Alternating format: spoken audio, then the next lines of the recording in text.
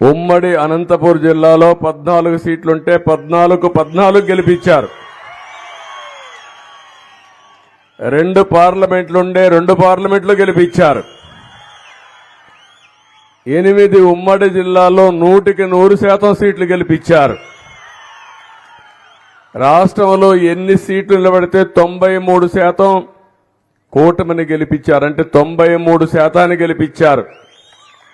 కడాన ప్రతిపక్షంలో ఉండే వైఎస్ఆర్ కాంగ్రెస్ పార్టీకి 11 సీట్లే వచ్చాయి. ఆ 11 సీట్లలో కూడా 7 సీట్లు మన రాయలసీమ నుంచే వచ్చాయి. ఎందుకంటున్నానంటే ఈ మాట, రాయలసీమకు ద్రోహం చేసిన వ్యక్తులకు మీరు ఓట్లేసి గెలిపించారు, కొన్నన్నా గెలిపించారు. మీరు ఒక విషయం గుర్తుపెట్టుకోవాలి, పాలన ఎలా ఉండకూడదో 5 ఏళ్లు పాలన మీరు చూశారో అలాంటి వ్యక్తులు వాళ్ళు. ఈరోజు పాలన ఏ విధంగా ఉండాలనో చేసి చూపించే కూటమి ఈరోజు మేమని చెప్పి నేను మీకు తెలియజేస్తున్నా. అందుకే ఏ పని చేసినా జవాబుదారీగా తనంగా చేస్తాం.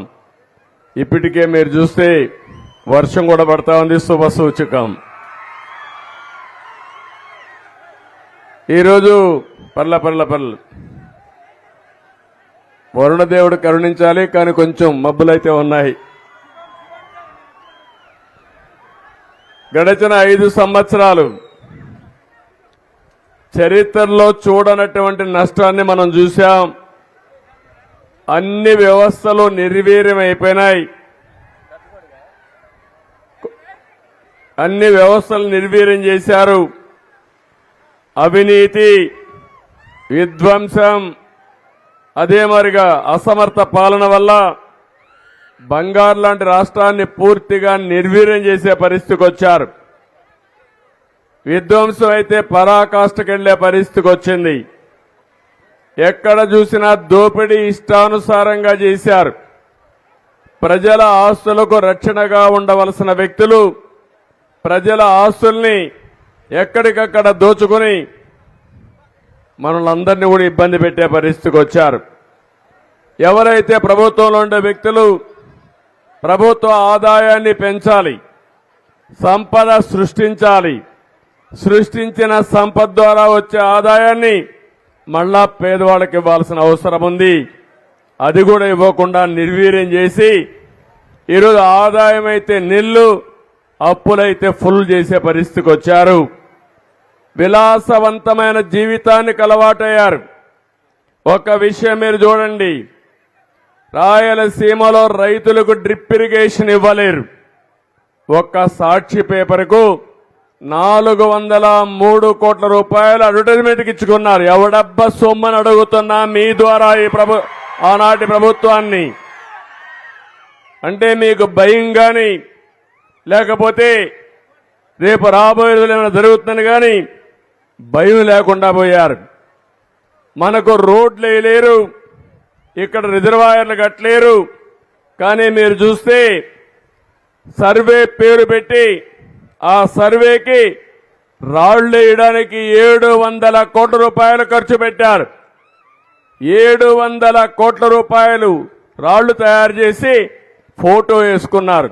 శ్మశానంలో ఎట్లయితే ఫోటో పెడతాం చనిపోయిన వాళ్ళకి, ఆ మాదిరిగా ఫోటోలు వేసుకునే పరిస్థితికి వచ్చారు. దీని ఖర్చు 700 కోట్ల రూపాయలు. ఇప్పుడే నేను వెళ్ళాను, ఓబడమ్మకైతే ఇల్లు లేదు కానీ ఉండే ఇల్లు కూడా ఉరుస్తా ఉంది. కానీ ఈ మహానుభావుడు 500 కోట్ల రూపాయలు ఖర్చు పెట్టి విశాఖపట్నం ఋషికొండలో ప్యాలెస్ కట్టుకుంటున్నాడు. అంటే రాజులవా మనం, లేకుంటే మనం ఏమన్నా నియంతలవా మనం? నేను అడుగుతున్నా, ఈరోజు నేను ఇక్కడికి వచ్చాను, హంగామాలు ఉన్నాయా తల్లి అని అడుగుతున్నా మిమ్మల్ని. పరదాలు కట్టావా అని అడుగుతున్నా నేను. చెట్లు నరికేసావా అని అడుగుతున్నా నేను. ఎక్కడ అందరినీ హౌస్ అరెస్ట్ చేసావా అని అడుగుతున్నా నేను. మేము పాలకులం కాదు, సేవకులం. ఆ విషయం మీరు గుర్తుపెట్టుకోవాల్సిన అవసరం ఉంది. అంతకంటే నియంతలు చేయని పనులు చేశారు. దుర్మార్గమైన సంస్కృతికి శ్రీకారం చుట్టారు. దొరికింది దోచుకుని ఇటీవల కాలంలో నేను చాలా సమీక్షలు చేస్తున్నాను.